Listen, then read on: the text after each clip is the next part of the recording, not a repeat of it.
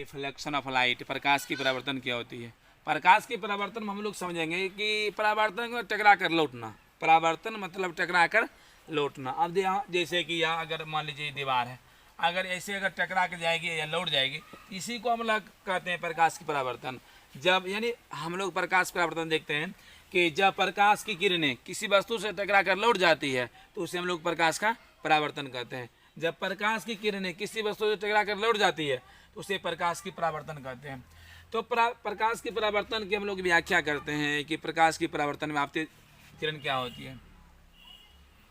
इस दर्पण को हम लोग कहते हैं समतल दर्पण, या जो दर्पण बना रहे हैं या एमएन, यह हुआ समतल दर्पण। और ऊपर की ओर पेंट किया हुआ है, रचित किया हुआ है, और इसको हम लोग कहते हैं सिल्वर ब्रोमाइडिस, सिल्वर ब्रोमाइडिस। अब यहाँ समझते हैं, यह आती हुई प्रकाश की किरणें, आती हुई किरणें को आपतित किरण कहते हैं। यह आती हुई प्रकाश की किरणें को आपतित, और टकरा कर लौटेगी उसको कहेंगे परावर्तित। यानी आती हुई किरणें को आपतित, आती हुई किरणें को आपतित, और टकरा कर लौटती हुई किरणें को परावर्तित, परावर्तित किरण कहते हैं। और यह जो किरण जा रही है, यानी यह किरण जो आपतित हो रही है, यह जिस बिंदु से टकरा कर लौटेगी, क्योंकि बिंदु तो बहुत सारे होंगे, लेकिन यह जिस बिंदु से लौटेगी टकरा कर, उस बिंदु को कहेंगे आपतन बिंदु, आपतन बिंदु। तो आती हुई प्रकाश की किरणें को आपतित किरण कहते हैं, टकरा कर लौटती हुई किरण को परावर्तित किरण कहते हैं, और जिस बिंदु से टकरा कर लौटती है उसे आपतन बिंदु कहते हैं। आपतन बिंदु पे डाला गया लंब, आपतन बिंदु पे डाला गया लंब अभिलंब कहलाती है। आपतन बिंदु पे डाला गया विलंब, आपतन बिंदु डाला गया लंब अभिलंब कहलाती है।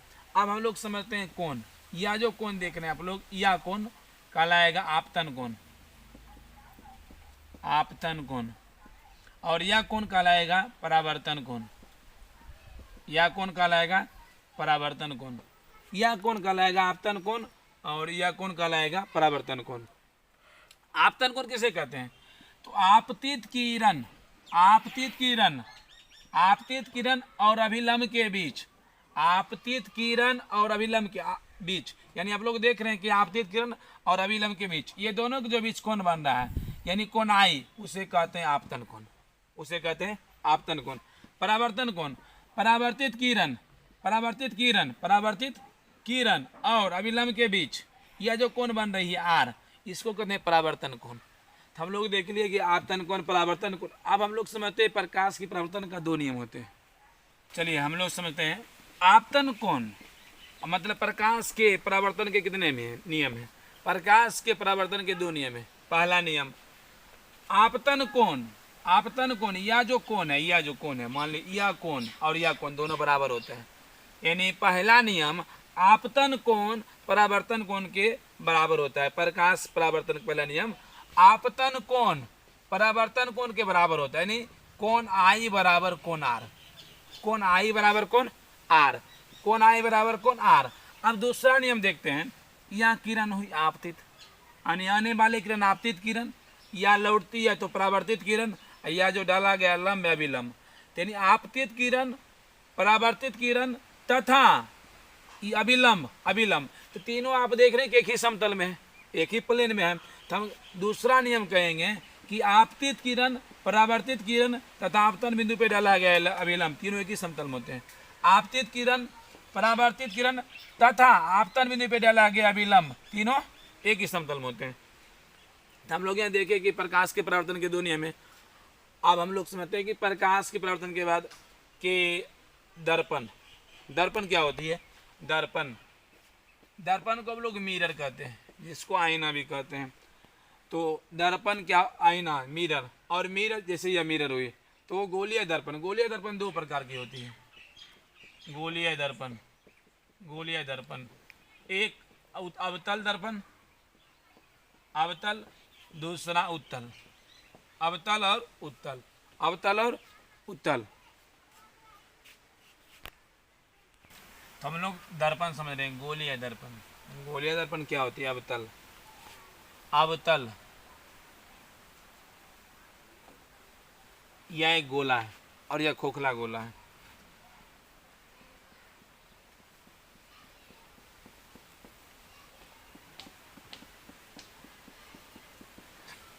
यहाँ हम लोग हमेशा समझना होगा कि वस्तु जब भी रहेगी बाईं ओर रहेगी, वस्तु जब भी रहेगी बाईं ओर, और प्रतिबिंब जब भी बनेगी दाईं ओर, प्रतिबिंब जब भी बनेगी दाईं ओर, वस्तु जब भी रहेगी तो बाईं ओर। यहाँ देख रहे हैं यहाँ पर कि यहाँ, और जब भी आईना शीशा जो पेंट होगी वह दाईं ओर होगी। तो इसको हम लोग यहाँ देख सकते हैं, या जो ऐसे जो दर्पण बनेगी, या जो अंदर की ओर धंसा हुआ है, या कहलाएगी अवतल, या कहलाएगी अवतल दर्पण,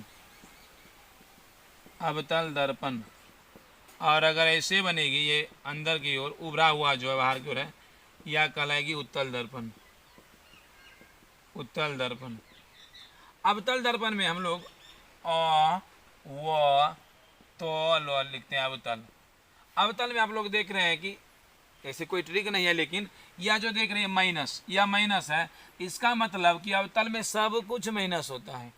यू भी माइनस होता है वस्तु दूरी, भी माइनस होता है, एफ भी माइनस होता है, आर भी माइनस होता है। और यू जो होता है वस्तु दूरी, वह चाहे उत्तल दर्पण हो या अवतल दर्पण हो, वह हमेशा नेगेटिव ही होगा वस्तु दूरी। और वस्तु जब भी हम लोग रखेंगे तो बाईं ओर रखेंगे, और प्रतिबिंब जब भी बनेगा दाईं ओर बनेगा।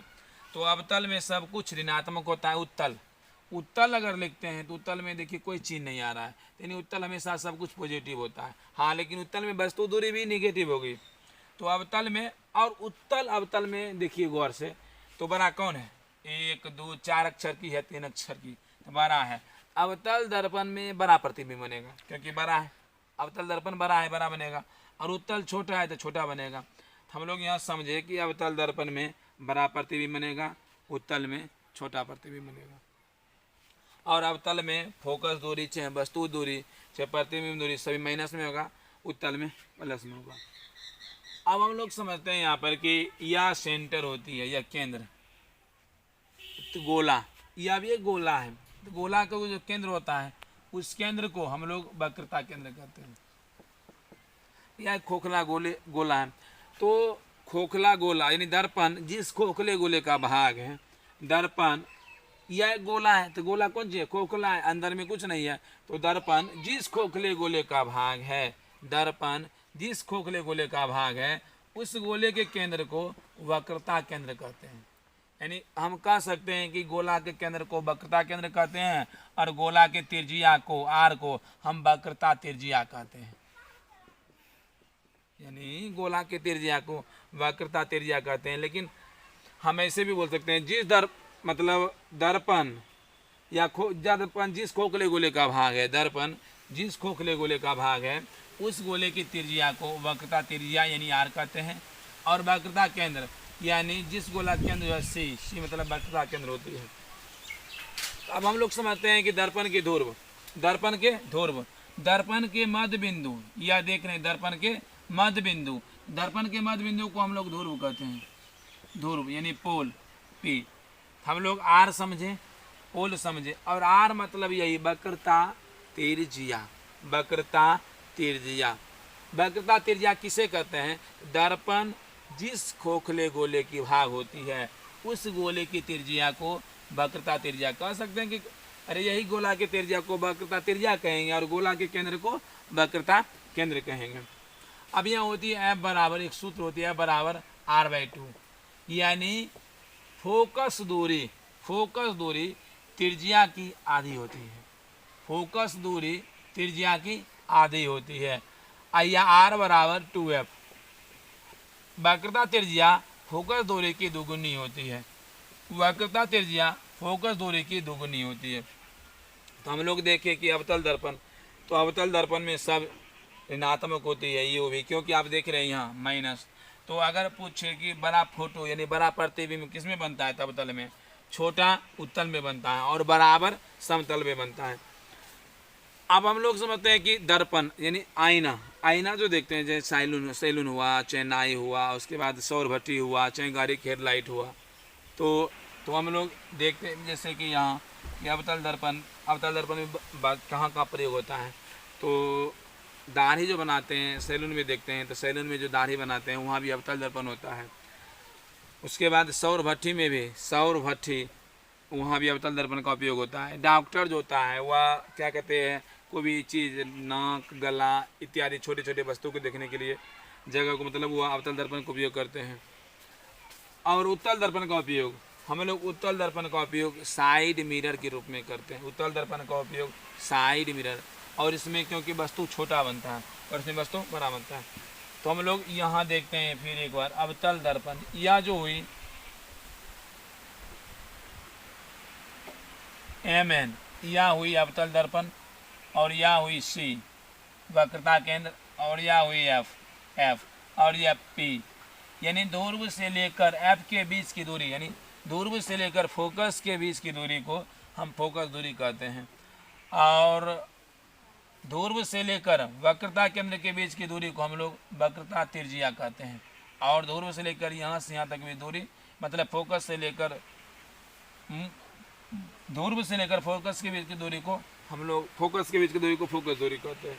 हम लोग समझे, अब हम लोग समझेंगे कि यह 6 कंडीशन होता है कि अगर वस्तु को अवतल दर्पण में अनंत पर रखेंगे तो कहाँ प्रतिबिंब। चलिए इंटरेस्टिंग है, थोड़ा समझ लेते हैं और अच्छी तरह से चलिए अगले पार्ट में समझेंगे। और यह एक इंटरेस्टिंग विषय है, थोड़ा दिलचस्पी दिल लगा के पढ़िए तो आगे समझाएंगे हम। और प्रकाश के परावर्तन में कि वस्तु को कहाँ रखें और प्रतिबिंब को बताएंगे। और हाँ, अगले बार हम ये बतलाएंगे थोड़ा इंटरेस्टिंग लेकर कि प्रतिबिंब को हम अगर अनंत पर रखते हैं तो वह फोकस पर बनती है, जीजा साली जैसे होता है तो वह कहानी के थ्रू। और यह एक कदम बढ़ेगा तो यह भी एक कदम बढ़ेगा, यानी अगर यह C हुई या F हुई तो अगर यहाँ वस्तु रखेंगे अनंत पर तो उसका फोटो बनेगा प्रतिबिंब यहाँ पर। अगर यह अनंत और त्रिज्या के मतलब केंद्र के बीच रहेगा ये बनेगा यहाँ, यानी मतलब वक्रता केंद्र और फोकस के बीच। यह सब समझाएंगे आगे वीडियो में।